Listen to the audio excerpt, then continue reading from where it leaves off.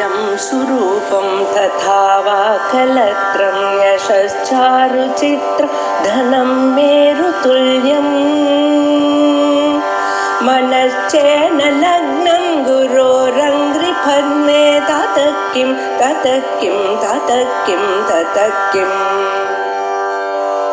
कलत्रं धनं पुत्रपौत्रादि सर्वं गृहं बान्धवा सर्वमेतद्विजातम्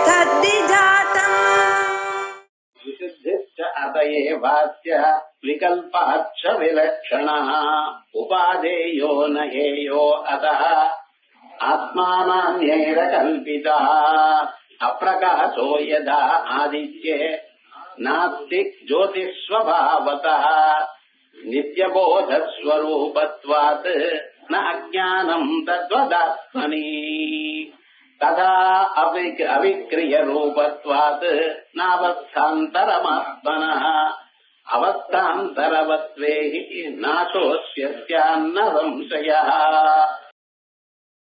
उपदेशसाहस्रे प्रकरणं पृथिव्यादि निरूपण प्रकरणं पद्यभागत्तल அதில் 36வது ஸ்லோகம். விசுத்திஷ்ட அதையேவ அஸ்ய விகல்பாச்ச விலட்சணः அஸ்ய விசுத்தி அதையேவ.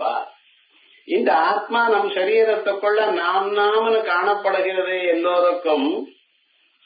அது அத்தியந்த விசுத்தமாக இருக்கு அப்படிங்கிற. எதனால அத்தியந்த விசுத்தமா இருக்கு? அதையேவா, அதனாலதான். எதனால அப்படின்னு கேட்டலையானா, அந்த பதார்த்தம் எதோடையும் சம்பந்தப்படலை. இவைகளுக்குள்ள இருந்த போதிலும் இவைகளோட சம்பந்தப்படல. கண்ணு, காது, மூக்கு, நாக்கு, தோல், கையு, காலு, வாக்பாணி, பாத, பாய, உபஸ்தம், இப்படி கருவிகள்லாம் இருக்கு. இது இல்லாத அன்னமய கோஷம், மனோமய, பிராணமய கோஷம், மனோமய கோஷம், விஞ்ஞானமய கோஷம், ஆனந்தமய கோஷம்னு 5 கோஷங்கள் நமக்குள்ள இருக்கு. அன்னமய கோஷம்னா இந்த கிராஸ் பாடி, பிராணமய கோஷம்னா அதுக்குள்ள இருக்கக்கூடியதான காத்து, மனோமய கோஷம் அதுக்குள்ள இருக்கக்கூடியதான மனசு, விஞ்ஞானமய கோஷம் அந்த மனசனுடைய ஒரு பகுதி, ஆனந்தமய கோஷம் இவைகளுக்கு அப்பாற்பட்டதாக நான் எதையும் அறியலே எனக்கூடியதான பகுதி, அதுக்கும் அப்பாற்பட்டதாக இந்த ஆத்மா சர்வாந்தரமா இருக்கு. சர்வாந்தரமா இருக்கிறதுனாலதான் எதோடையும் சம்பந்தப்படல. எதோட சம்பந்தப்படாததுனால அவர் சுத்தமா இருக்க. மனசு எப்படி இருக்கு? நமக்கு அசுத்தமா இருக்கு. ஒவ்வொரு தரம் ஒரு அனுபவத்தை அனுபவித்து வரும் பொழுது இன்னார் நல்லவர், இன்னார் கெட்டவர், இன்னார் நம்மள ஹிம்சப்படுத்துறவர், இன்னார் நம்மளோட நல்ல எண்ணம் இல்லாதவர் இப்படின்னு தோன்றதோ இல்லையோ? சாதாரணமா போகும்போது, ரோட்ல போகும்பொழுது சில பேரை பார்த்தும் பார்க்காம போடுற, பட்டம் படாம போற. அதான் அப்படி இருக்கணும் எல்லோரு இடத்துலயும். ஆனா நம்ம என்ன பண்றோம் தெரியுமா? எல்லோரு இடத்துலயும் நமக்கு நல்ல பேர் இருக்கணும், எல்லாரும் நம்மளை தெரிஞ்சுக்கணும் அப்படின்னு வேண்டி போறவா எல்லாருக்கும் சிரிச்சுட்டு குட் மார்னிங் சொல்லிட்டு போயிட்டே இருக்கு. அவங்களுக்கு குட் மார்னிங் சொல்லலைன்னு கவலைப்படுறது. உங்களை பத்தி நீங்க ஏன் சார் 4 பேருக்கு சொல்லணும்? மற்றவர்கள் உங்களை பத்தி ஏன் தெரிந்து கொள்ளணும்? பேஸ்புக்ல போட்டுக்கிறது இவைகள்லாம் எதுக்கு? உங்களை பத்தி தெரிஞ்சுக்கணுமா? ரகசியமா இருன்னு வேதங்கள் சொல்ற. ஏகாந்தே சுகமாசியதாம், ஏகாந்தமா இருக்க கத்துக்கொள்ளுங்கள். நான் அது பண்ணினேன் இது பண்ணினேன் உலகத்தை மாத்தி வைக்கிறேன்னு சொல்றது பொய்யெல்லாம் சொல்றது. அப்படி சொன்னாதான் வாழ்க்கையில வாழ முடியும்னு நினைச்சுண்டு. இது ரொம்ப தப்பு. உங்களை பத்தி சொல்லவே கூடாது. அவளை தெரிஞ்சுக்கிட்டுமே. உங்களுக்கு இந்த விஷயம் தெரியுமா? எனக்கு இத்தனை நாளா தெரியாதேன்னு. நல்லது, தெரிஞ்சிருந்தான் ஆகணும். வேதாத்தியனம் பண்ணி வேத பாஷ்யங்கள்லாம் வாசிச்சான்னா அவளுக்கு ஆல்மோஸ்ட் எல்லா விஷயங்களும் தெரியும். ஜெனரலாவே உங்களுக்கு தெரியும்னு எனக்கு தெரியாதேன்னா, எனக்கு தெரியும்னு அட்டாச் பண்ணிட்டு இருக்கணுமா? இல்ல லெட்டர் ஹெட்ல 3/4 வரைக்கும் வெறும் நான் அதை படிச்சிருக்கேன் இது படிச்சிருக்கேன்னு சொல்லிட்டு இருக்கணுமா? ஆனா ஜனங்கள் என்ன பண்றா தெரியுமோ? நமக்கு என்னென்ன வரும்னு 10 பேர் தெரிஞ்சுக்கணும், நம்ம கௌரவிக்கணும்னு ஒரு எண்ணம் இருக்கு மனுஷன். அது இல்ல. தானா அவ தெரிஞ்சுக்கிறப்பதான் உங்களுடைய கௌரவம் அவளுக்கு அதிகமாறது.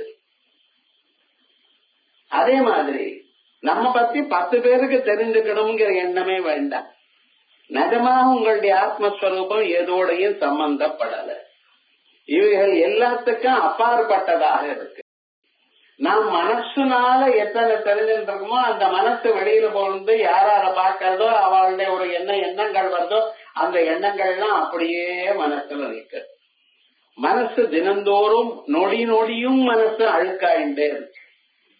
அதனால்தான் மனுஷனுக்கு மனசுல அலைச்சல் இருந்துட்டு எப்ப பாரு ஏதோ ஒரு கவலை இருக்கு. பார்த்தல, இந்த கவலைக்கு காரணம் என்ன?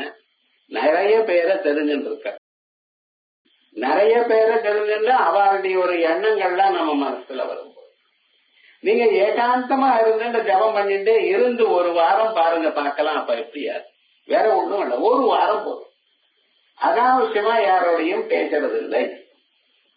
யாராவது பேசினா எவ்வளவு தேவையோ அவளைத்தான் பதில் சொல்றது. மீதி நேரமெல்லாம் பகவானை பத்தி நினைச்சு உங்க இஷ்டமான பகவான் நினைக்கோ, இல்லைன்னா உபனிஷத்தை நினைக்கும். இப்படி ஒரு வாரம் இருந்து பாருங்க, உங்க மனசுல எவ்வளவு தெளிவு ஏற்படுறதுன்னு தாங்களே பார்த்துக்கலாம். இதுக்கெல்லாம் வேற ஒரு ப்ரூஃபும் இன்னொருத்தரும் சொல்ல வேண்டியது. ஆச்சாரியால் சோபான பஞ்சகத்துல இதான் சொல்லிட்டு இருக்காரு, வேதோ நித்தியம் அதீயதாம், வேதத்தை எப்பொழுதும் படிங்கோ. சில பேர் நித்தியம் அதீயதான் டெய்லி படிங்கோன்னு டிரான்ஸ்லேட் பண்றாங்க. வேதோ நித்தியம் அதீயதா, நித்தியம்னா ஆல்வேஸ் அர்த்தம். ததுதிதம் கர்மஸ்வனுஷ்டீயதாம், அதுல சொல்லிருக்க கூடியதான கர்மாவை நன்றாக அனுஷ்டானம் பண்ணுங்கோ. தேனேசஸ்ய விதீயதாம் அபசிதி, அதனால பரமாத்மாவுடைய பக்தியை வளர்த்துக் கொள்ளுங்கள். சங்க சத்சு விதீயதாம், சத்துக்களோட சங்கம் இருங்கோ. சேருவதுன்னு சொன்னா மனுஷால் யாரோட? சங்கத்தோட மட்டும் சத்துக்களோட சேர்க்கணும். இப்படி வரிசையா உபதேசங்கள் சொல்லியிருக்க. அது மாதிரி நம்ம இருந்தோமே ஆனால் நம்ம மனசுல இருக்கிற அழுக்கெல்லாம் போயிடும். ஆனா இருக்க முடியலேன்னு சொல்ல ரொம்ப பேரு அப்படி இருக்கட்டும். ஆனா இந்த மனசுல அழுக்க இருக்க, சரீரத்துல அழுக்க இருக்க, ஸ்நானம் பண்ணி அதை போக்கடிக்கிறோம். மனசுல இருக்க அழுக்கானது எப்படி போகணும்? ஜபத்தினாலையும் பகவத் தியானத்தினாலையும் 4 பேருக்கு உதவுறதுனால, நிஷ்காமமா உதவுறதுனால. நான் இன்னைக்கு உங்களுக்கு ஹெல்ப் பண்றேன்னு சொல்ல வேண்டிய, இதனால நாளைக்கு என்ன பேர் வரும் அதெல்லாம் சொல்ல. நிஷ்காமமாக பகவான் நினைச்சுண்டு 4 பேருக்கு சர்வீஸ் பண்றது, இப்படி சில காரியங்கள்லாம் இருக்கு. இப்படி பண்ணா மனசுல தெளிவானது ஏற்படும். பிரசாதே சர்வதுக்கானாம் மானிதஸ்ய உபஜாயதே பிரசன்ன சேதசோ ஹ்யாசு புத்தி பர்யவதிஷ்டதே. மனசு தெளிவாச்சுன்னா புத்தியானது உள்நோக்கி பார்க்கறது, ஆத்மாவை பார்க்க தொடங்க. அப்படி இவைகளுடைய சம்பந்தம் மனசுல அழுக்க இருக்கு, சரீரத்துல அழுக்க இருக்கு, அஜ்ஞானத்துல அழுக்க இருக்கு. ஆனா இவர்களுக்கு அப்பாற்பட்டதான ஆத்மாவில அழுக்கு இல்லை. விசுத்தேவாஸ்ய விகல்பாச்ச விலட்சணா, இதுவா அதுவா என்று இல்லாதனாலேயே விலட்சணமா இருக்கு. உபாதேயோ நஹேயோ அத ஆத்மனா நானியத கல்பிதா, ஆகையால் தான் ஆத்மாவை கொள்ளவும் முடியாது, தள்ளவும் முடியாது. உபாதேயான கொள்ளுவது, ஹேயான தள்ளுறது. நம்மளோட வேற ஒரு புஸ்தகம் இருக்கு, ஒரு டேபிள் இருக்கு, ஒரு வீடு இருக்கு, நம்ம வேண்டான்னு வித்துடலாம். வேணும்னு இன்னொருத்தருக்கு வாங்கிக்கலாம். அதனால எந்த பொருளையாவது வாங்கலாம், எந்த பொருளையாவது நமக்கு வேண்டான்னு வித்துடலாம். ஆனா இந்த ஆத்மாவை தள்ளவும் முடியாது, விற்கவும் முடியாது, கொள்ளவும் முடியும். இன்னொரு ஆத்மா இருக்க தேவையில்லையே, இது இருந்தா எதுக்கு? இந்த டேபிள் மேட்னு ஒரு டேபிள் விற்கிறோம், 2 வாங்கிங்கோங்க. 1 வாங்கிட்டாலே என்ன பிரயோஜனம் தெரியும் இல்ல. 2 வாங்கினா அதுக்கு வேற இன்னொரு குப்பை, அதுக்கு வேற ஒரு ஃப்ரீ கிஃப்ட். இப்படியும் சொல்லலாம். ஜனங்களை எப்படி அவன் செலவு பண்ணணுமோ அப்படி பாக்குறான்னு வச்சுங்களேன். அதே மாதிரி நம்மகிட்ட ஒரு ஆத்மா இருக்கு, இன்னொரு ஆத்மா இருக்கட்டுமே, அது நான் எடுத்துக்கிறேன்னு யாராவது கொடுப்பாளா? யாராலையும் கொடுக்கவும் முடியாது, நீங்களும் பெற்றுக்கொள்ள முடியாது. அதான் உபாதேயோ நஹேயோ தஹ ஆத்மா நானியத கல்பிதா, இந்த ஆத்மா இப்படியா அப்படியான்னு யாராலையும் கல்பனை பண்ண முடியாது. அதனாலேயே இந்த ஆத்மாவை கொள்ளவோ தள்ளவோ முடியாது. அதே போல அப்பிரகாசோ யதா ஆதித்யே நாஸ்தி ஜோதி ஸ்வபாவதா நித்யபோதஸ்வரூபத்வாத் ந அஜ்ஞானம் தத்வதாத்மனி. அப்பிரபோத அப்பிரகாசோ யதா ஆதித்யே நாஸ்தி ஜோதி ஸ்வபாவதா. பூலோகத்துல இருட்டு இருக்கு, எல்லா லோகத்திலையும் இருட்டு இருக்கு. ஆனா சூரிய நடத்துல மட்டும் இருட்டு இல்லை. சூரிய லோகத்துல இருட்டு இல்ல. ஏன் சுவாமின்னார்? எங்க பார்த்தாலும் வெளிச்சம் தான், எப்பவும் வெளிச்சம் தான். உங்களுக்கு பகல்ல வெளிச்சம் இருக்கு, ராத்திரியில வெளிச்சம் இல்ல. சூர்யா சந்திரமதோ தாத்தா யதா பூர்வம கல்பயது அப்படின்னு சூரியனையும் சந்திரனையும் போன கல்பத்துல எப்படி இருந்தாலும் அப்படி தயார் பண்ணினார் பரமாத்மா. சூரியனை தயார் பண்ணினதுமே அந்த பூமி சூரியனே சுத்த தொடங்கிச்சு. அப்ப சுத்தும் பொழுது சூரியனுக்கு எதிர்க்க இருக்கக்கூடியதான பகுதி பகலா இருக்கு, அது இல்லாதான பகுதி இரவா இருக்கு. இந்த பகல் இரவு எனக்கூடியதான பாகுபாடு பூலோகத்துல உண்டு.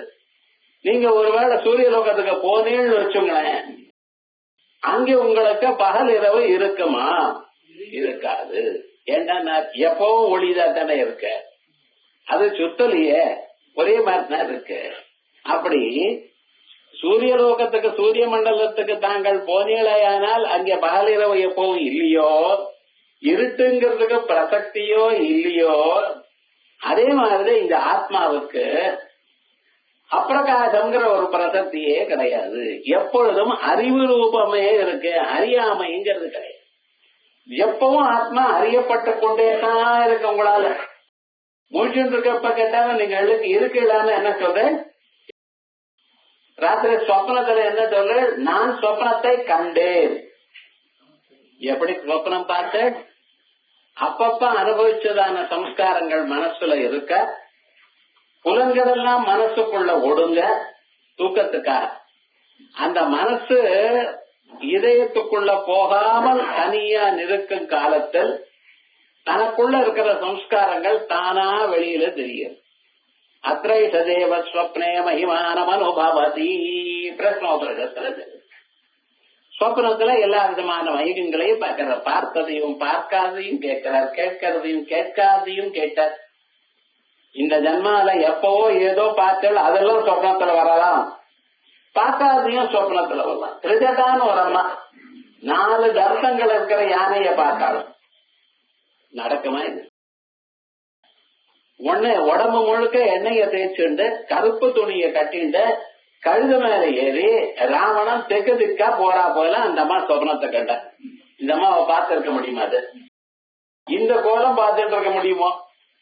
என்ன இப்ப எண்ணெய் தேய்ச்சிக்கிறதுங்கிறது யாரும் கிடையாது. தீபாவளி அன்னைக்கே தேய்ச்சிக்கல, வீடு நாள்ல விழுந்தோம்.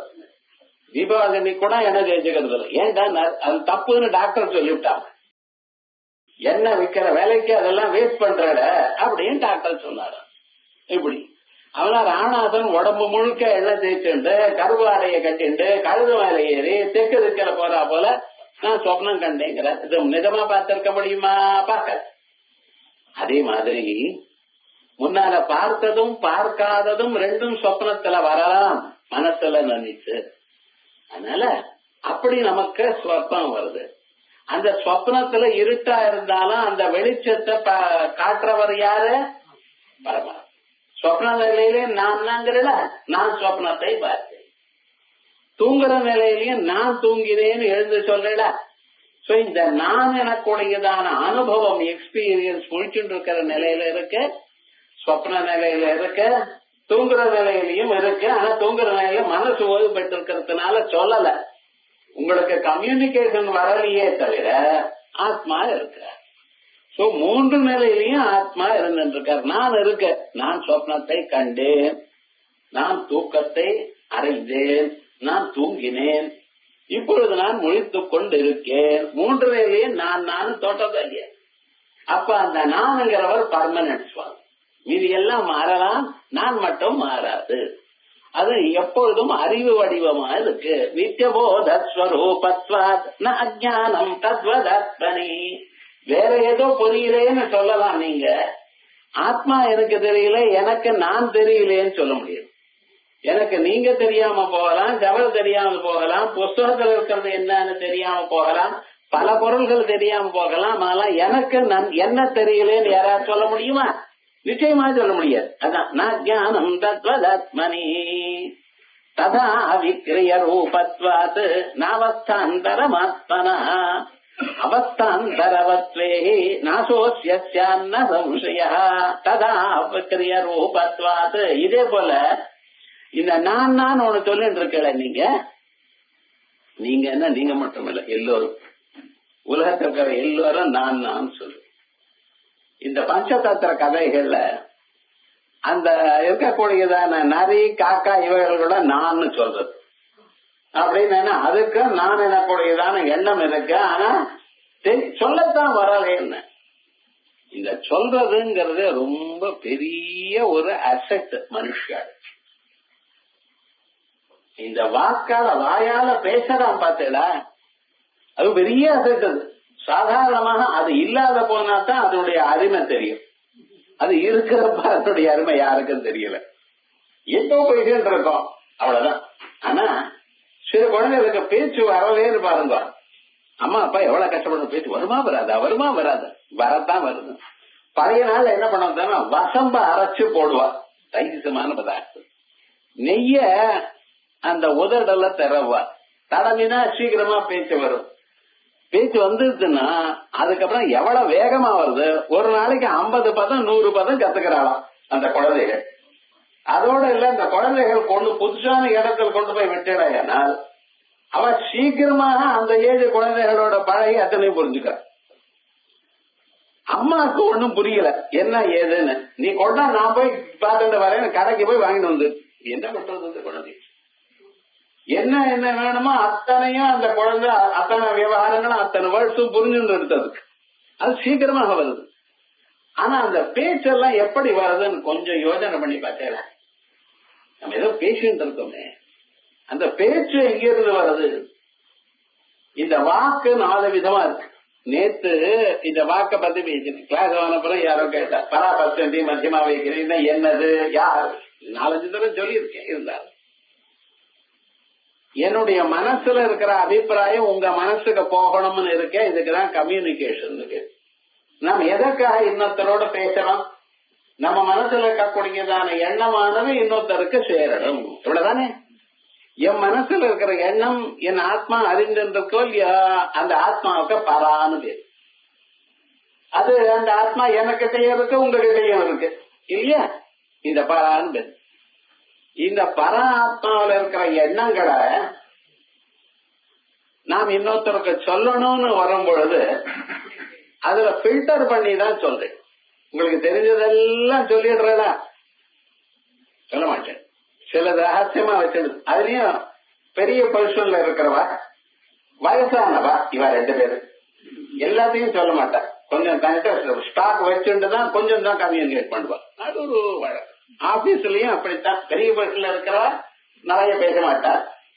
எது வேணுமோ ஏதோ கொஞ்சம் சொல்ல, நீங்களா மீதியெல்லாம் பார்த்து தெரிஞ்சுக்கணும்.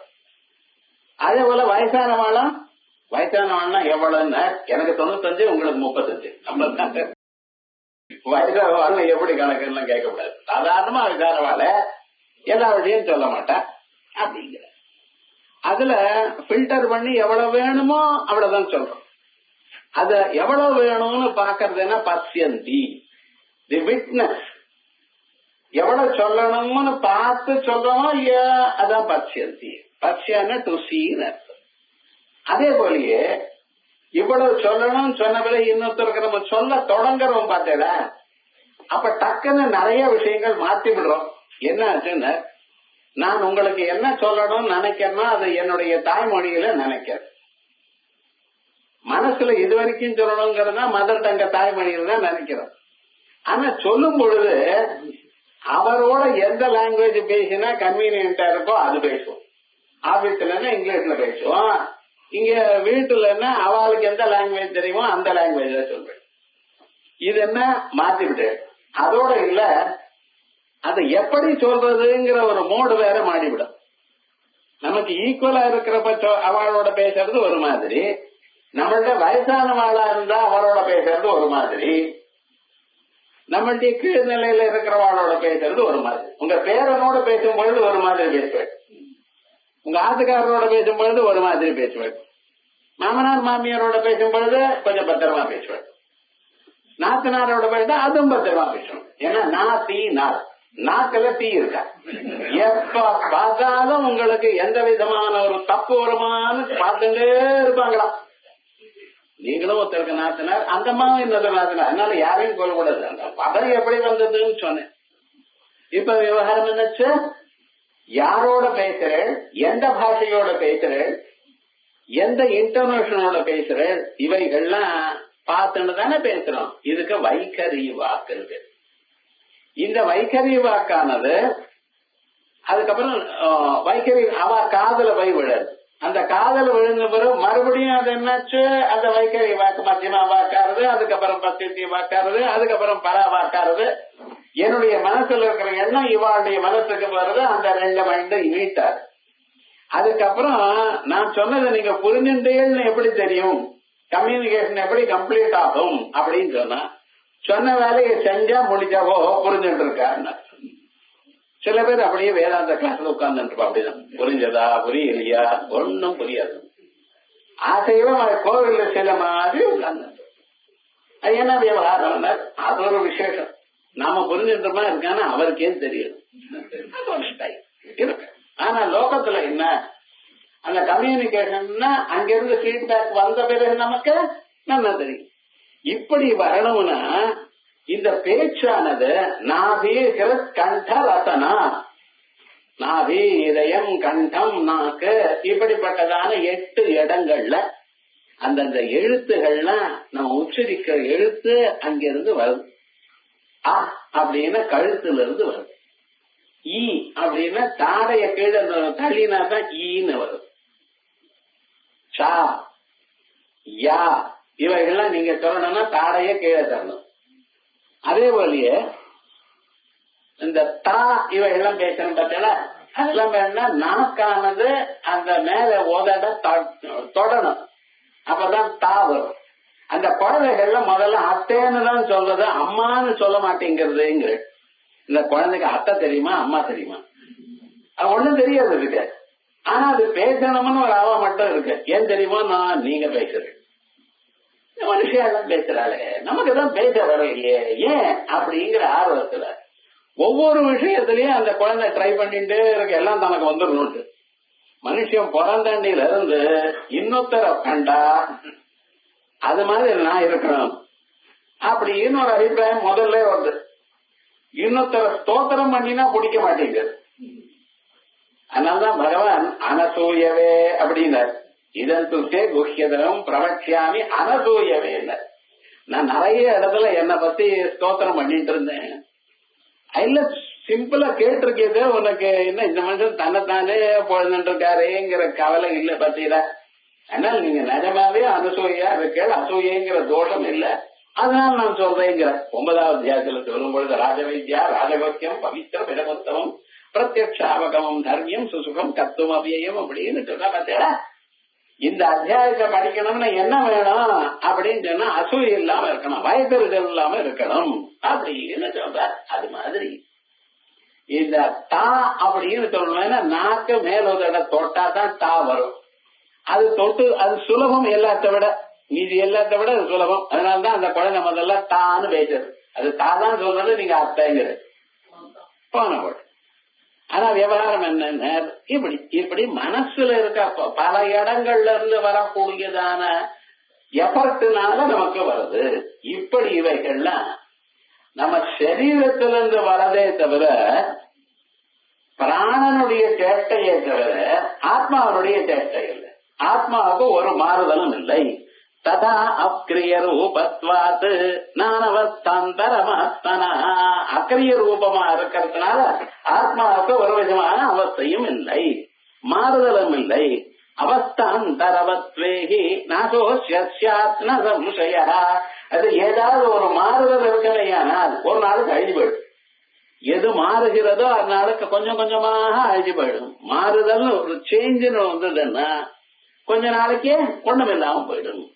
மோட்சோ அவஸ்தாந்தரம் யஸ்ய கிருதக சகலோஹ்யதா ந சம்யோகோ வியோகாவா மோட்சோ யுக்த கதஞ்சனா. மோட்சமும் இந்த சம்சாரத்தோட வேறான நிலை. மோட்சத்தில் ஆத்மா மாறுகிறார் அப்படின்னு சொன்னேடையானால் அப்ப என்ன அவன மோட்சம் புதுசாக வந்ததுன்னு ஆயிடும். மோட்சம் புதுசாக வந்ததுன்னா பிறந்ததுக்கு ஒரு நாள் அழிவுண்டு. யார் பிறக்கிறாளோ அவளுக்கு அழிவு நிச்சயமா வந்து. ஜாதஸ்யஹி துருவோ மிருத்யு, பிறந்தவாளுக்கு மரணமானது நிச்சயம். அதே போல மரணத்தை அடைஞ்சவாளுக்கு மறுபடியும் பரவே நிச்சயம். அப்ப எனக்கு மோட்சம் எப்படிங்கிற நீங்க பல மரணத்தை அடையிறது இல்ல. ஞானம் வந்தவனுக்கு மரணம் இல்ல. என்ன ஆறுதுன்னு ஞானேனது ததஜானம் ஏஷாம் நாசிதம் ஆத்மனா, யாருக்கு இந்த ஞானத்தினால அஜானம் வருதோ பிரகாசயதி தப்பரம், அந்த ஆத்மஸ்வரூபம் அங்கே தெரிகிறது. மோட்சம் இங்கேயே அனுபவிச்சு அத்தனை பிரமதம் இதே தெரியறத அனுபவிக்கிறேன். ஞானி பிறக்கவே மாட்டான். எந்த ஞானியும் பிறக்கல. ஞானம் வந்த பிறகு அவனுக்கு பிறவி கிடையாது. ஞானிகளுக்கு யாருக்கும் பிறவி கிடையாது. பிறவி இருக்கலாம், அடுத்த பிறவி இல்லைன்னு சொல்லு. இந்த பிறவியில ராமதேவர் பிறந்திருக்கார், அதுக்கு அடுத்த பிறவி உண்டோ? இல்ல. ஆனால் ஞானி பிறக்கிறான்னு அஜானியா பிறந்த ஞானத்தை அடைஞ்சார். அப்படின்னு ஞானம் வந்த பிறகு மறுபடியும் மரணமும் இல்ல, பிறவியும் இல்லை. நசம் யோகோ வியோகோவா மோட்சோ யுக்த கதாச்சனா. அதே போல மோட்சம்னா இங்க இருக்கிற ஆத்மா அங்க போய் சேர்றது, அங்க இருக்கிறது இங்க வர்றது. இந்த பரமபதம்னு ஒரு ஆட்டு அவர் விளையாட்டு இருக்கு. வைகுண்ட ஏகாதசிக்கு வாடுவார் பழைய நாள்ல. அதுக்கப்புறம் என்னாச்சுன்னா வைகுண்ட ஏகாதசியில நாங்க தூங்க மாட்டோம்னு சொல்லி ராத்திரி சினிமா பாக்குறதுன்னு ஆரம்பிச்சோம். பாக்குறான் 2-2:30 மணி வரைக்கும் சினிமா பார்த்தோன்னு அப்படி இருக்கேன். அதுக்கப்புறம் நன்னா தூங்கி போயிட்டான். இங்க இருக்கிறப்ப ஏதோ கொஞ்சம் கொஞ்சம் தூக்கம் இல்லை, அப்படி நன்னது. பழைய நாள்ல அப்படி எல்லாம் கிடையாது. ஏதோ பாகவத ராமாயணம் கதை கேட்டு ஒருத்தரோட பேசிட்டு அப்படி இருப்பா. அன்னைக்கு தூங்கப்படாது. என்ன தூக்கத்தை ஜெயிக்கிறதுங்கிற ஒரு பிராக்டிஸும் இவனுக்கு வரணுங்கிறதுக்காக, அந்த மனுஷனுக்கு எல்லாமும் வரணுங்கிறதுக்காக வச்ச. சிவராத்திரி அன்னைக்கு கண்மொழிக்கணும், வைகுண்ட ஏகாதசி அன்னைக்கு கண்மொழிக்கணும்னு அன்னைக்கு அவ கண்மொழிக்கிறதுக்காக இந்த பரமபத சோபான பட்டம்னு ஒரு விளையாட்டை விளையாடுவேன். அதான் வாழ்க்கையில வரா போலயே அப்ஸ் அண்ட் டவுன்ஸ் இருக்கா போலயே ஏடியும் இருக்கும், பாம்பும் இருக்கும். இது இப்ப புதுசா ஸ்னேக் அண்ட் லேடர்னு ஆரம்பிச்சிட்டான். அதேதான் இவன் அப்படி பாம்பு போட்டு அதை விற்க தொடங்கினா, அந்த ஸ்னேக் அண்ட் லேடர் நீங்க பார்த்தீங்கன்னா என்னாச்சு, எணியும் இருக்க இதுவும் இருக்கும். இதே போல விளையாண்டு இருக்கா பாத்தீங்களா? அதே மாதிரி தான் வாழ்க்கையிலும் இப்படி இருக்கு. இந்த மனுஷன் மோட்சம் அடைகிற பொழுது இந்த ஒரு பட்சியானது மரத்துல இருந்து ஏறி வேற எங்கெங்கயோ இடத்துக்கு போறா போல, இந்த ஊரை விட்டு பிரம்மலோகத்துக்கு வேற ஏதோ ஊருக்கு போயிட்டு அங்க போய் உட்கார்றான். அதான் மோட்சம்னு நினைக்கப்படாது. ஏன்னா சேருவது பிரியறது அப்படிங்கிறது ஒரு ஆரம்பிக்கிற காரியம். இது வரைக்கும் சேரலை, இப்ப சேர்ந்திருக்கு. இது வரைக்கும் சேர்ந்தது புதுசாக பிரிஞ்சிருக்கு. எது புதுசா வருதோ அத ஒரு நாளைக்கு அழிஞ்சிடும். நசங்கியோகோ வியோகோவா மோட்சோ யுக்த கதஞ்சனா சம்யோகஸ்யாபி அனித்யத்வாத் வியோகஸ்ய ததைவ. ஏன் சம்யோகமும் அனித்யம்தான், ஒரு நாளைக்கு அழிஞ்சு போயிடும். சேர்றதுங்கிறது அனித்யம்தான், அதே போல பிரியறதும் அனித்யம்தான். இது நல்ல மனசுக்கு வரணும்னு ஒரு 10 நாள் நம்ம நாட்டுக்கு ஒருத்தர் வந்துவிட்டு அவ இருந்து விட்டா, அதுக்கப்புறம் அவ ட்ரெயினுக்கு அவ வீட்டுக்கு போனா குழந்தை எல்லாம் ஓன்னு அழகு. ஏன் சுவாமி, இந்த 10 நாள் அவளுடைய மனசுல இடம் பிடிச்சு புதுசா இருந்தாலோ இல்லையோ, அதனால அவ எல்லாத்தையும் சேர்த்து வச்சிருந்தா, அவளுக்கு ரொம்ப அன்பா இருந்தா அவ போறப்ப குழந்தைகள் அழறா. ஏன் புதுசா வந்தது பிரியும் காலத்தில் அழுகையை கொடுக்கிறது. இந்த அழுக வரப்படாதுங்கிறதுக்காக தான் வசிஷ்டர் என்ன பண்ணினார், ராமனுக்கு இப்படிப்பட்டதான ஒரு துன்பம் வருங்கிறதுக்காகவே முதல்லயே அவரை ப்ரிப்பேர் பண்ணிவிட்டார். வசிஷ்டர் அவருக்கு 8 வயசுல பாடம் சொன்னார். வேதாந்தங்கள்லாம் 8 வயசுல பாடம். அதான் வாசிஷ்டம்னு, யோக வாசிஷ்டம், ஞான வாசிஷ்டம்னு சொல்றது பார்த்தீங்களா? இந்த உபநிடதங்கள்லாம் சேர்ந்து கதையா சொல்லி கொடுத்துட்டாருன்னா, அதுக்கு நடுவுல வாழ்க்கையினுடைய விஷயங்களை எல்லாம் சொல்லி கொடுத்துட்டார். அப்ப ஒரு சம்சாரம்னு சொன்னா எப்படி தெரியுமோன்னா, வாழ்க்கையில கொஞ்ச நாள் சேர்ந்திருப்பா, கொஞ்ச நாள் பிரிஞ்சிருப்பா. அது எப்படி? யதா காஷ்டஞ்ச சமேயாதம் மஹர்ணவே. பழைய நாள்ல இந்த கட்டையெல்லாம் ஒரு கிராமத்துல இருந்து இன்னொரு கிராமத்துல கணக்குன்னா வண்டியில போட்டு போறதுன்னு கிடையாது. கட்டையை அடிச்சு விட்டு அப்படியே பக்கத்துல போகக்கூடியதான நதியில போட்டுருவான்.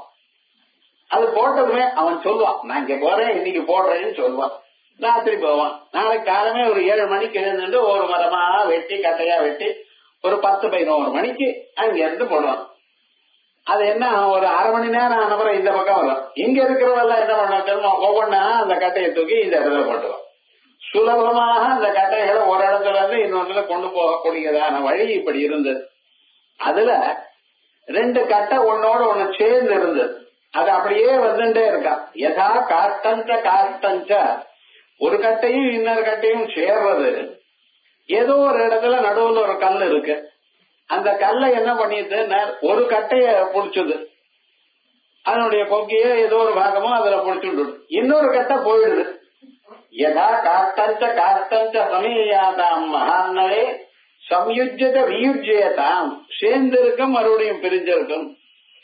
ஏவம் ஜீவித ரகசியம். இப்படித்தான் கல்யாணம் பண்ணிட்டாச்சு.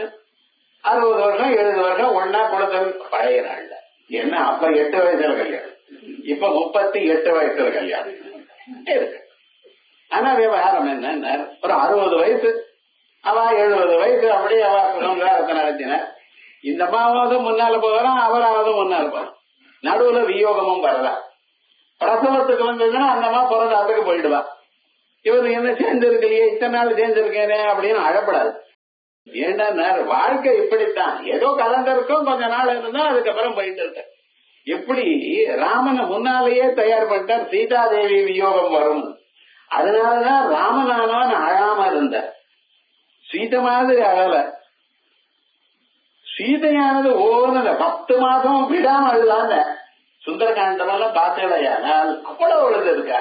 ஆனா ராமச்சந்திரமூர்த்தி சில சமயத்தில் தான் அழுந்தார். அது இருக்கு, மனுஷனா இருக்கேன்னு சொல்றதுக்காக அப்படி பண்ணினாரே தவிர வசுதா ராமனுக்கு ஒரு தைரியம் இருந்தது. அது என்ன, அவர் ஆம்பளை சார். அது இந்த கதையெல்லாம் அழற ஆம்பளையும் பார்த்திருக்கோம், அதாவது ஸ்திரீகளையும் பார்த்திருக்கோம். அதனால ஆம்பளை பொம்பளைங்கிறது கிடையாது, அவருடைய மனப்பான்மைக்கு தகுந்தவர். ஆனா இந்த சாஸ்திரத்தை வாஸ்தவமையானால் நம்ம வாழ்க்கைக்கு எவ்வளவு உபயோகப்படுறதுன்னு பாக்கணும். என்னமோ கிளாஸ், என்னமோ அவர் வாய்க்கு வந்தது சொல்லிட்டு இருக்காரு, வாய்க்கு வந்தது சொல்லுங்க, புத்தகத்துல இருக்கிறதா இல்ல புத்தகத்தை தான் ஏதோ எழுதியிருக்கார், இப்படி எல்லாம் சொல்லப்படாது. இந்த சாஸ்திரமானது நமக்கு கேட்க கேட்க நம்ம மனசுல நம்ம வாழ்க்கையில வரக்கூடியதான இக்கட்டான சந்தர்ப்பங்கள் எல்லாம் நம்ம எப்படி ஃபேஸ் பண்ணணும்னு சொல்றதுக்காகத்தான் இத்தனை. அதே போல ஆத்மாங்கிறது மாறுமையானால், சேர்றது இன்னொரு பிரியறதுன்னு இருக்குமையானால் ஒரு நாளைக்கு அழிஞ்சு போயிடும். அது கிட்ட இல்லையோ அப்படி பண்ணப்படாது. அதனால சம்யோகஸ்யாபி அனித்யாத்வாத் வியோகஸ்ய ததைவச கமனா கமனே செய்வ. இந்தூர்ல இருந்து அந்த ஊருக்கு போறது, அங்க இருந்து இங்க வர்றது. ஸ்வரூபம் துணகீயதே. இப்ப எல்லாம் அனித்தியம். ஸ்வரூபமானது ஒன்னும் அழியாது.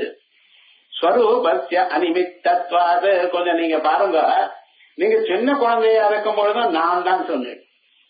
உங்களை நீங்க எப்படி கூப்பிட்டு சின்ன வயசுல நான். ஸ்கூல் எல்லாம் முடிச்சு விட்டு காலேஜுக்கு போறப்ப எப்படி கூப்பிட்டேன் நான். விவாகம் ஆறப்ப எப்படி பண்ணேன், கல்யாணம் ஆறப்ப நான். எனக்கு கல்யாணம், நான் தான் கல்யாணம் பண்ணிட்டு போறேன். அதுக்கப்புறம் 2 குழந்தைகள் பிறந்தாச்சு, நான் அப்பா. அந்த குழந்தைக்கும் குழந்தை பிறந்தாச்சு, நான் தாத்தா. அப்ப இருந்த நான், அப்போ நான் தான் சொன்னேன் உங்களை, இன்னைக்கு உங்களை நான் தான் சொல்லுகிறேன். ஆனா அப்ப சின்ன சரீரம் இருந்தது. உங்களுடைய பாடி எவ்வளவு இருந்தது சார்? சின்ன குழந்தை 4ஆம் கிளாஸ் போறப்ப ஒரு 3 அடி இருந்ததுன்னு வச்சுங்களேன், 2 அடி 3 அடி. இப்ப 6 அடி 6 அடி இருக்கு. இப்பவும் நான் தான் சொல்றேன். இவ்வளவு நீட்டிட்டு நான் ஏன் சொல்லல? இல்ல அவ்வளவு ஒல்லியா இருந்தது. இப்ப வர வர விஷ்ணு சஹஸ்ரநாமம் நிறைய படிச்சு, ஏகோ விஷ்ணு பூதம் புருதக் பூதான்யநேகதா குண்டா இருக்கு. இப்ப மட்டும் வேற ஏதாவது சொல்றா? சொல்லலையா? மாறாதது நான், மாறுவது உடல், மாறுவது மனது. முன்னால நமக்கு நிறைய விஷயங்கள் தெரியாது. இப்ப அங்க போனோம் இங்க போனோம், அதை கத்துட்டான் இதை கத்துட்டான், புதுசா கத்துட்டு வரிசையா எங்க பார்த்தாலும் கராட்டை கத்துக்கிறேங்கிறான். சின்ன குழந்தைகளுக்கெல்லாம் பெண் குழந்தைகள்லாம் கராட்டே ரொம்ப ஆவசியம்ங்கிறான். நல்லா இருக்கட்டும், கத்துக்கிட்டா அவளுக்கு ஏதோ பொழுது போகணும்னு முன்காலத்துல ஏதோ பிளே கிரவுண்ட் இருந்தது, நிறைய இடம் இருந்தது வீட்டுல விளையாடுறதுக்கு. இப்ப 600 ஸ்கொயர் ஃபீட் பிளாட் காமன் ஸ்பேஸ்ங்கிறது அதுல ஒண்ணுமே வரப்படாதுங்கிற. ஏன்னா அதுல விலை மிகுந்ததான கார் எல்லாம் இருக்கு, ஸ்கூட்டர் எல்லாம் இருக்கு, குழந்தைகள் கெடுத்துவிடும் அப்படின்னு சொல்லி அங்கேயும் வரப்படாது. எங்கே விளையாடுவா? ஒன்னும் விளையாடுறதுக்கு எல்லாம் ஒன்னும் விவகாரங்கள்லாம் ஒண்ணும் இல்லை. பழைய காலத்துல ஊரெல்லாம் போய் அது இது எல்லாத்தையும் விளையாடுண்டு அப்படி இருந்தா. அதே போல இந்த குழந்தைகள்லாம் என்ன பண்ணிட்டு இருந்தா, எல்லாத்தையும் அங்கே போய் எல்லாம் விளையாடிண்டு எல்லா விவகாரங்களும் தெரிஞ்சுட்டு இருந்துட்டு.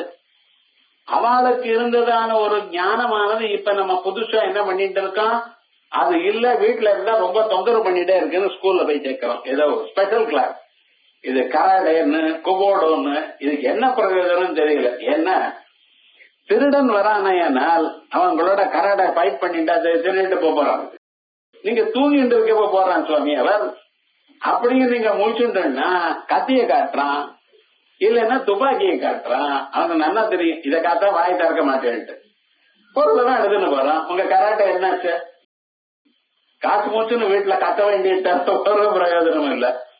இதுக்காக ஏதாவது கராட்டை காத்தெல்லாம் என்ன சண்டை போடாதீங்க. எவ்வளவு என்னடா என்ன அபிப்பிராயம் இல்ல.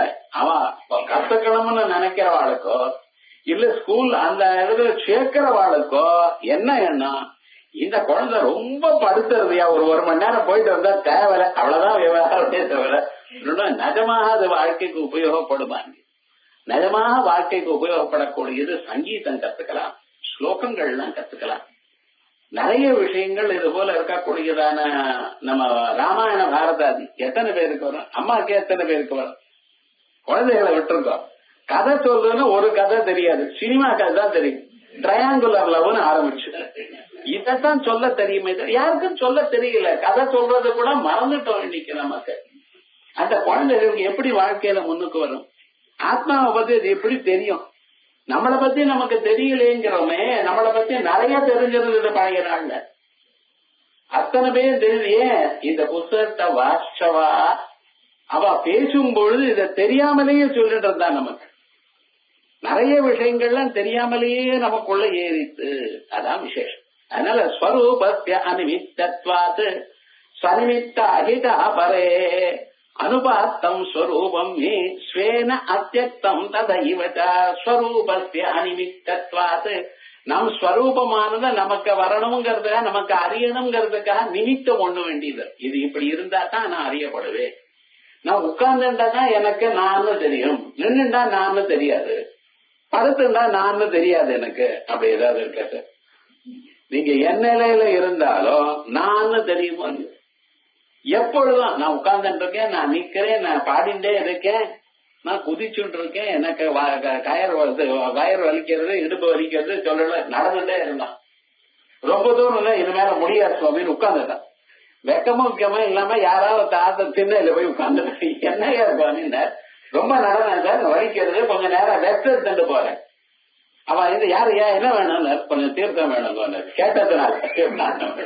கேட்காம இருந்தா விரல போயிருப்பாரு 5 நிமிஷம். அவரு இப்ப கேட்டதா இல்லையா, ஏதோ ஒரு மாதிரி இருக்கு, தீர்த்தம் கொடுக்கணும்னு சொல்லி அந்த தீர்த்தத்தை சாப்பிட்டது அந்த பாத்திரத்தை அங்கேயே வச்சுட்டு போயிட்டார். அவன் எடுத்துன்னு போவாரு. அதை வேற யாரும் அந்த ஆத்து மாமி கொண்டு வந்து அங்க உள்ள வச்சு விட்டார். அவரும் வந்து பார்த்திருக்காரு, இங்க ஒருத்தர் வந்திருக்காரு, நம்ம தீர்த்தத்தை கொடுத்தோமே, செம்ப கொடுத்தோமே, வரலையே. அதுக்கப்புறம் செம்ப காணும். இந்த மனுஷனுக்கு கலாட்டா இருக்கு. என்னடா ஆச்சுன்னு மாமி திரும்பியும் செம்ப கேட்பாரு, யாருக்கோ வந்தவாளுக்கெல்லாம் எல்லா பாத்திரம் கொடுத்து விட்டேன்னு எனக்கு சொல்லுவாடோன்ட்டு ஓடுறாரு பின்னால. செம்புக்கு வேற போடுறாரு. எவ்வளவு விவகாரம் பார்த்தேன். ஆனா எதை பண்ணினால நான் போயிட்டா, நான் மறந்ததா? நானுங்கிறது என் நிலையிலையும் ஒன்னாகத்தான். நான் மாறாது, சரீரம் மாறும், மனது மாறும், பிராணன் மாறும், நம்மளுடைய மற்ற பதார்த்தங்கள்லாம் மாறும். குழந்தையா இருந்தேன், கல்யாணம் ஆன அப்புறம் அப்பா ஆனேன், பேரன் பிறந்த பிறகு அதுக்கப்புறம் பேரன் பிறந்த தாத்தா ஆனேன், உத்தியோகம் கிடைச்சதுமே ஒரு டீச்சர் ஆனேன், வேற ஏதோ ஒண்ணு ஆனேன். ஆனா கடைசியில் என்னடா நான் மாறல, மீதி எல்லாம் மாறி. மனுஷனுக்கு மாறாதது நான். அது எந்த நிமித்தத்திலும் ஒரே மாதிரி இருக்கும். அதான் ஸ்வரூபஸ்ய அனிமித்தத்வாத், தன்னுடைய ஸ்வரூபம் ஒரு நிமித்தத்தினால ஒரு காரணத்தினால மாறுவதில்லை. சனிமித்தாகிதா பரே, அந்த ஆத்மாவை தவிர மீது எல்லாம் உலகத்துல எது எது இருக்கோ அதெல்லாம் ஒரு காரணத்தினால வந்தது. ஒரே அம்மா இருக்க, அந்த அம்மாவுக்கு அம்மா வந்தா இவ என்ன பேரு? பெண்ணுன்னு பேரு. இந்த அம்மாவுடைய பெண் இவள். இந்த பெண்ணுக்கு கல்யாணம் ஆயிடுது. அப்ப இவர் என்ன? இந்த ஆத்தனுடைய ஆத்துக்காரி, இன்னாருடைய ஆத்துக்காரி. அந்த அம்மாவுக்கு இன்னொரு பெண்ணு குழந்தை. இப்ப என்னாச்சு? அம்மான்னு பேரு. அந்த பெண்ணுக்கு கல்யாணம் ஆச்சு, அந்த சின்ன குழந்தைக்கு. அப்ப என்ன ஆச்சு? இந்த பெரிய அம்மாவுக்கு என்ன ஆச்சு? மாமியார். இந்த வீட்டுக்கு மாமி நானா நீரா? மாமியார் அப்படின்னு. அதுக்கப்புறம் தங்க பிறந்த பிறகு அதுக்கப்புறம் வேற ஏதோ பிறந்தது. மாறிண்டே இருக்கா இல்லையா? அப்ப பெண்ணா இருந்தேன், அம்மாவான, ஆத்துக்காரியான, அதுக்கப்புறம் குழந்தைக்கு பிறந்தது, அம்மா ஆச்சு, அந்த குழந்தைக்கு கல்யாணம் ஆச்சு, நான் சம்பந்தியானே, மாமியாரானே. இப்படி ஒரே வியக்தி தான். வெவ்வேறு நிமித்தத்தினால அந்தந்த ஆங்கிள்ஸ்ல பார்க்கும் பொழுது அந்தந்த பேர் வந்ததோ இல்லையோ. அதனால சனிமித்தாகிதா பரே. புஸ்தகத்துல ஸ்லோகத்துக்கு அர்த்தம் பார்க்கறதுங்கிறது ரொம்ப கஷ்டம். ஆத்மாங்கிறது நிர்நிமித்தம், ஒரு நிமித்தமும் இல்லை, எப்பொழுதும் ஒரே மாதிரி இருக்கு. ஆனா மற்றது எல்லாமே வேற இன்னொரு காரணத்தினால வந்திருக்கு. சமித் நிமித்தானி ஜாவரே அனுபாத்தம் ஸ்வரூபம் ஹி ஸ்வேனைவ அத்யக்தம் ததைவ. அனுபாத்தமான ஸ்வரூபம் தனக்கு தானா இருக்கு, அதுல ஒன்னும் ஒரு வித்தியாசம் இல்லை. ஸ்வரூபத்வ ந சர்வஸ்ய த்யக்தும் சக்யோ ஹ்யனன்யதா. ஸ்வரூபத்வாத் ந சர்வஸ்ய, இந்த நான்ங்கிறது என்னுடைய ஸ்வரூபமா இருக்கலாம், இதை நான் விட முடியாது. இது எல்லாத்தையும் விட்டுருவேன், எல்லாத்தையும் விட்டுருவேன். அதுல சம்பந்தம் சம்யோகமே கிடையாது, சந்தேகமே கிடையாது உங்களுக்கு.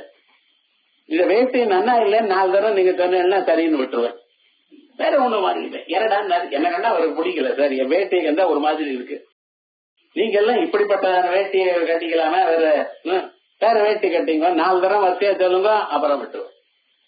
அதே போலயே உலகத்துல எதாவது வேண்டாம் வேண்டாம்னு சொன்னா அந்த 10 பேர் இதை அக்செப்ட் பண்ணலன்னா அது விட்டுரும் இல்லையா.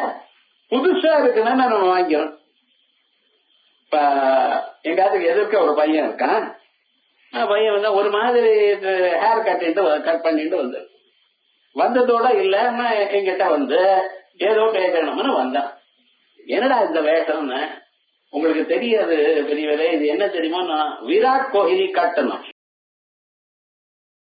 அது மாதிரி இவன் கட் பண்ணிக்கிறான். இதுதான் இன்னைக்கு ஃபேஷன், நீங்களும் இப்படி பண்ணிக்கோட்ட, நல்ல காலம் நீ போயிட்டு வாங்க. அந்த குழந்தைகளுக்கு எதை பார்த்தா அது மாதிரி இருக்கணும்னு தோன்றதோ இல்லையா. விவகாரம் என்னடா, இது எல்லாம் மாத்திக்கலாம், ஆனா தன்னை மட்டும் நானுங்கிறது மட்டும் மாறாது. ஸ்வரூபத்வாத் ந சர்வஸ்ய த்யக்தும் சக்யோ ஹ்யனன்யதா கிரஹீதும் வா ததோ நித்யா. அத த்யக்தும் சக்யா, விடவும் முடியாது, கொள்ளவும் முடியாது. கிரஹீதும் வா ததோ நித்யா, அதனால்தான் அது நித்தியம். அபிஷயத்வாத் ப்ருதக்த்வதா, இது என்னை விட வேறாக இல்லாததுனால அபிருதத்வதா அபிஷயத்வாத், என்னை விட வேறாக இருக்கிறதுனால இது என்ன, இது ஆத்மாங்கிறது மற்ற எல்லாத்தோட அப்பாற்பட்டதாக இருக்கு. எதை நீங்க சொல்றீங்களோ அதை விட அப்பாற்பட்டதாக இருக்கு. ஆத்மா தத்வாச்ச சர்வஸ்ய நித்ய ஆத்மைவ கேவலஹ த்யஜேத் தஸ்மாத் க்ரியா சர்வாஹ சாதனை சஹ மோட்சவத். ஆத்மார்த்தத்வாத் சர்வஸ்ய, உலகம் முழுக்க என்ன சுவாமினார், தனக்காகத்தான் இருக்கு. பகவான் உங்களுக்காகத்தான் உலகத்தை தயார் பண்ணியிருக்கு. எல்லோரும் அப்படித்தான், அவளுக்காக தான் பகவான் உலகத்தை தயார் பண்ணியிருக்கார். இந்த ஜென்மாவில நீங்க இந்தந்த சுகத்தை அனுபவிக்கணும், இந்தந்த துன்பத்தை அனுபவிக்கணும்னு நீங்க கர்மா பண்ணிருக்க. அதை முடியறதுக்காகத்தான் கர்மா பண்ணிருக்க, அதை முடியறதுக்காகத்தான் பிறந்தவர்கள் அனுபவித்துக் கொண்டிருக்க. திடீர்னு ஏன்னா என்ன இந்த பகவான் இப்படி படைச்சாரோ, வேற விதமா படைச்சிருந்தா நன்னா இருக்குமே, இந்த கவலையே வேண்டாம். என்ன போன ஜென்மாவில என்ன கர்மா பண்ணிருக்கீங்களோ அதுக்கு தகுந்தா போலதான் உங்களை தயார் பண்ணிருக்க. இப்படி இருந்தா தான் நீங்க இதெல்லாம் அனுபவிக்க முடியும். வேற மாதிரி இருந்தா அனுபவிக்க முடியாது. ஆகையால் யாராருக்கு என்ன சுகம் இருக்கோ துக்கம் இருக்கோ அதுக்கு தகுந்தா போல அந்த இடத்துல பிறக்க வச்சிருக்காரு உங்களை. ஒவ்வொருவரும் பிறந்ததுக்கு நம்ம கர்மா அனுபவிக்கணும். அதே போல நீங்க பிறந்ததுல இருந்து நீங்க யாரோட சேர்றீங்களோ அதெல்லாம் எதுக்கு உங்களுக்கு சுகத்தை கொடுக்கறதுன்னு. ஆத்துக்காரிய ரொம்ப பத்திரமா பாத்துக்கிறேன், அந்த அம்மாவுக்கு எல்லாத்தையும் பண்ணி வச்சு அந்த அம்மா சந்தோஷமா வச்சிருக்க, வச்சுப்போமே இப்ப ஏன் கவலைப்படுங்க. அப்படி வச்சிருக்க எதுக்காக நீங்க போனா உங்களை அந்த அம்மா கவனிக்கணும்.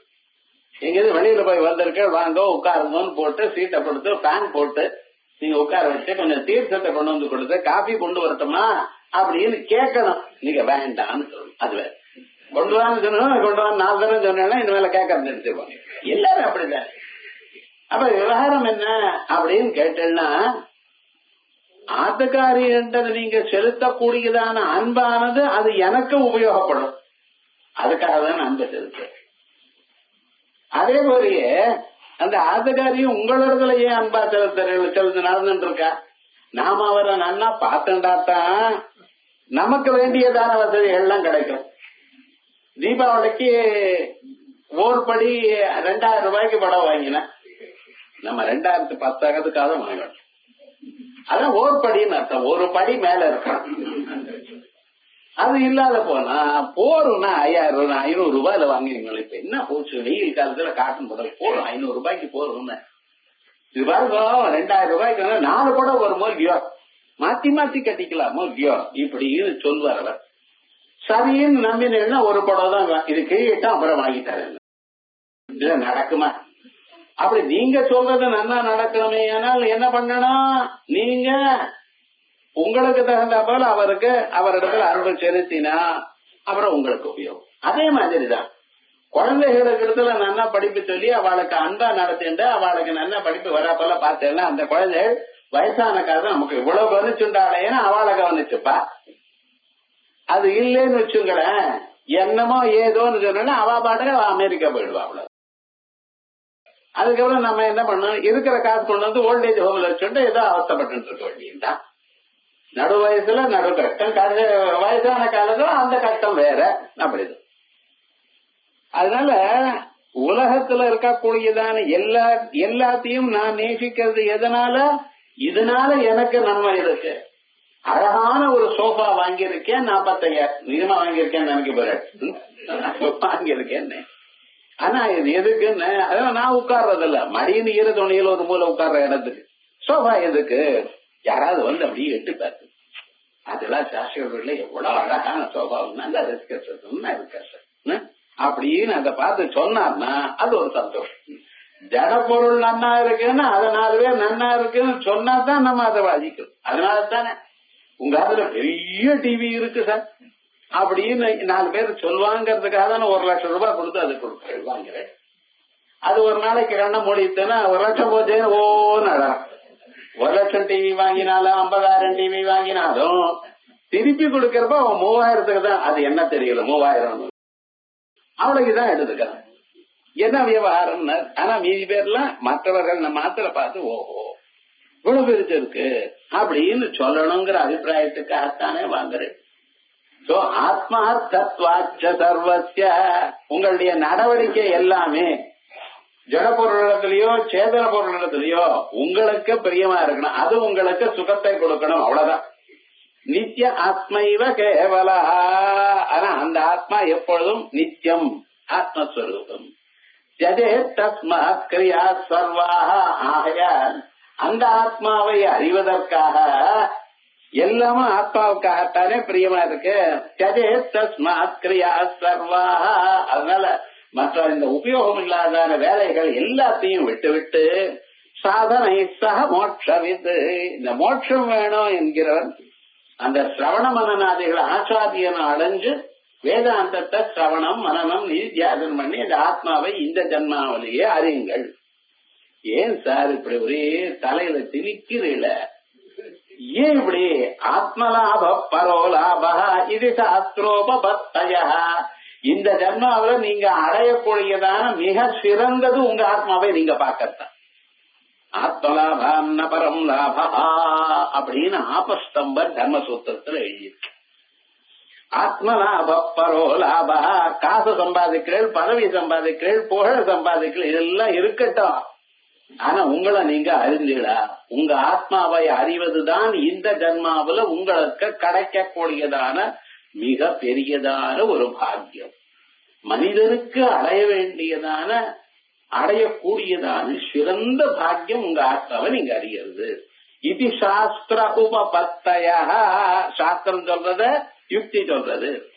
அலாபோ அந்நிய ஆத்மலாபஸ்து த்யஜே தஸ்மாதனாத்மதாம். எது மீதி எல்லாம் வாங்கறதும் எல்லாமும் அடையறதும் அலாபம் தான். ஆகையால் அனாத்மாக்களை விட்டு ஆத்மாவை அடையறதுக்கு இதை நீங்க அடையுங்கோ அப்படின்னு முயற்சி பண்ணுங்கோன்னு விசேஷமாக உபதேசம் பண்ணிட்டு இருக்க. இது ஆன பிறகு இதுவரைக்கும் மற்ற நாஸ்திக மதத்தை கண்டனம் பண்ணி ஆத்மா விசாரமா சொல்லிருக்க. இனிமேல சாங்கிய மதத்தை கண்டனம் பண்ணி அதுக்கப்புறம் சொல்ல போற. இத அடுத்த சனிக்கிழமைக்கு பார்ப்போம்.